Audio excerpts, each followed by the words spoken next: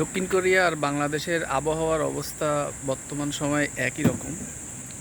যেমন কিছুদিন আগে ব্যাপক তাপমাত্রা ছিল, বাংলাদেশেও যেমন এখানেও এমন। তো ইদানিং বৃষ্টি হওয়ার কারণে আবহাওয়াটা ওরকম গরম নাই। তো বৃষ্টি হওয়ার কারণে গাছপালা অনেক সুন্দর হয়েছে, দেখেন একদম পুরা সবুজ আর সবুজ না, পুরাটাই সবুজ দেখেন, একদম বনো, মনে হচ্ছে এটা একদম ম্যানগ্রোভ, সুন্দরবন। দেখেন এটা কিন্তু পার্কের ভিতরে, কিন্তু অনেক পরিষ্কার। মানুষদের আনন্দ দেওয়ার জন্য এত সুন্দর ব্যবস্থা করে রাখে কোরিয়ানরা, আপনারা অবাক হয়ে যাবেন দেখলে। আমাদের দেশে তো এগুলো নাই। দেখেন পাবলিক জন্য এখান থেকে পানি নিয়ে খাইতে পারে, এখানে ফ্রি দিয়ে রাখছে, এটা কিন্তু অনেক সুন্দর পানি।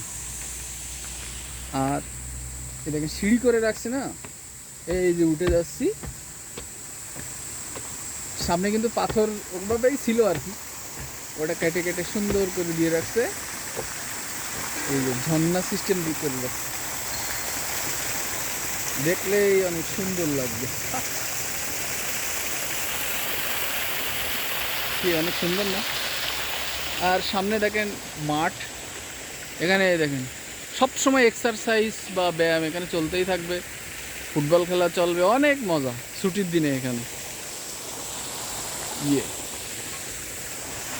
আমি যদি এর ভিতরে যাই, অনেক সুন্দর না?